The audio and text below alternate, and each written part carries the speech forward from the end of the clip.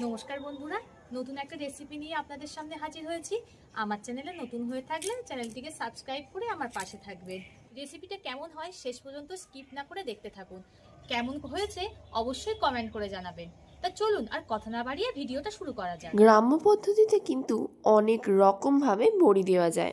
নানা রকম সবজির বড়ি, আমরা যেগুলোকে বলি কালারিং বড়ি, সেগুলো কিন্তু আমরা গ্রাম্য পদ্ধতিতে কেমনভাবে দিই আজকের এই ভিডিওতে নয়, পরবর্তী কোনো এক ভিডিওতে আপনাদের আমরা অবশ্যই দেখাবো। আজকে দেখাবো কচুর বড়ি। বিউলির ডাল দিয়ে কিভাবে বড়ি দিতে হয় আর কেমন মজা করি আমরা বড়ি দিতে গিয়ে, সেটাই আপনাদের সাথে আজ শেয়ার করব। দেখেছেন তো কত সুন্দর সুন্দর কত কালারিং বড়ি, দেখেই মনে হচ্ছে খেয়ে নিই। আজ আর রান্নার ভিডিও নয়, বড়ি তো আমরা কম বেশি সকলেই পছন্দ করি।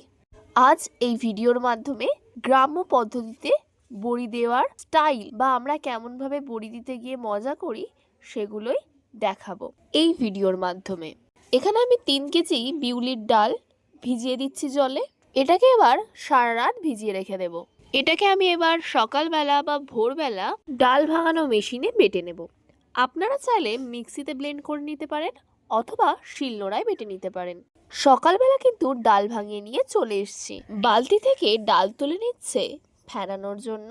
আজ আমি কিন্তু ডালের সাথে কচু মিশিয়ে বড়ি দেব। কচুটাকে কিন্তু আমি খুব ভালো মিহি করে ব্লেন্ড করে নিয়েছিলাম। এবার কিন্তু ফেনানোটা শুরু করছে। প্রথমেই এইভাবে একটু একটু করে মেখে নিতে হবে জল দিয়ে দিয়ে। এই বড়ি দিতে গিয়ে ছাদে কিন্তু অনেক মজা হয়। আপনারা কারা কারা বড়ি দিতে পারেন কমেন্ট করে কিন্তু জানাতে ভুলবেন না।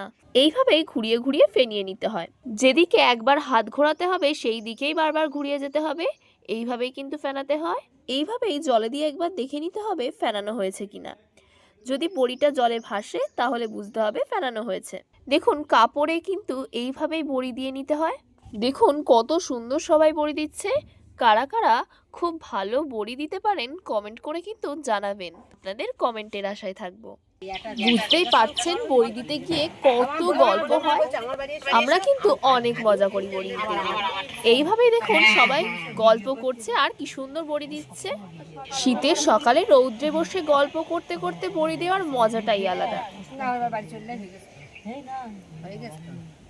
5 ঘন্টা পরে কাপড়টা উল্টে দেবেন যেই কাপড়ে বড়ি দিয়েছিলেন, তাহলে পিছন পিঠটাও শুকিয়ে যাবে।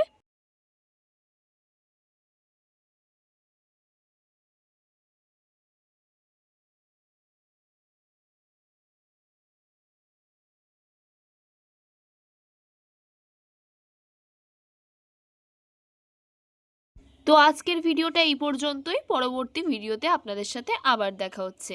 আমি কিন্তু পরের দিন বড়িগুলোকে আবার রৌদ্রে দিয়েছি শুকানোর জন্য।